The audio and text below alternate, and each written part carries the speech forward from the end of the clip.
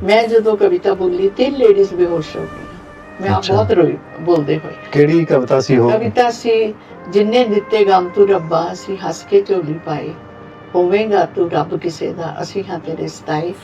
ते उस तो बाद मैं पूरी कविता बहुत अच्छी सी। ਉਹਦੇ ਚ ਇੱਕ ਸ਼ੇਅਰ ਮੈਂ ਤੁਹਾਡੇ ਨਾਲ ਸ਼ੇਅਰ ਕਰਦੀ ਹਾਂ ਜਰੂਰ ਜਰੂਰ। ਕਿ ਪਿਆਸੀਆਂ ਤੇ ਪੀਣ ਖੂਨ ਪੁੱਤਾਂ ਦਾ, ਪਿਆਸੀਆਂ ਤੇ ਪੀਣ ਖੂਨ ਪੁੱਤਾਂ ਦਾ, ਇਹ ਹੱਦਾਂ ਸਰਹੱਦਾਂ ਇਹ ਸੀਮਾ ਰੇਖਾਵਾਂ, ਫਿਰਕਾ ਪ੍ਰਸਤਾਂ ਲਈ ਇੱਧਰ ਤੇ ਉੱਧਰ ਦੋਵੇਂ ਪਾਸੇ ਲੁੱਟਦੀਆਂ ਧੀਆਂ ਤੇ ਮਾਂ। ਓਏ ਹੋਏ। ਕਿਉਂਕਿ ਜਦੋਂ ਲੁੱਟਦੀਆਂ ਕੌਣ ਹੈ, ਚਾਹੇ ਉਸ ਬੰਨੇ ਹੈ ਚਾਹੇ ਇਸ ਬੰਨੇ ਹੈ, ਮਾਂ ਹੀ ਲੁੱਟਦੀ ਹੈ। ਬਿਲਕੁਲ। ਔਰ ਇੱਕ ਬੇਟੇ ਦੇ ਜਾਣ ਨਾਲ, ਇੱਕ ਮੇਲ ਮੈਂਬਰ ਦੇ ਜਾਣ ਨਾਲ, ਮੈਂ ਤੁਹਾਡੇ ਨਾਲ ਇਹ ਵੀ ਗੱਲ ਸ਼ੇਅਰ ਕਰਨਾ ਚਾਹੂੰਗੀ ਕਿ ਇੱਕ ਮੇਲ ਜਾਂਦਾ ਨਾ ਜੀ, ਉਹਦੇ ਨਾਲ 4 ਔਰਤਾਂ ਵੀ ਜਾਂਦੀਆਂ। ਬਿਲਕੁਲ। ਔਰ ਉਹਦੀ ਮਾਂ, ਉਹਦੀ ਭੈਣ, ਉਹਦੀ ਵਾਈਫ, ਉਹਦੀ ਬੇਟੀ, ਬੱਚੀ। ਉਹ ਜਦ ਤੱਕ ਚਿਖਾ ਚ ਨਹੀਂ ਜਾਂਦੀਆਂ, ਉਹ ਉਹਨਾਂ ਦੇ ਅੰਦਰੋਂ ਅੱਗ ਬੁਝਦੀ ਨਹੀਂ ਕਿ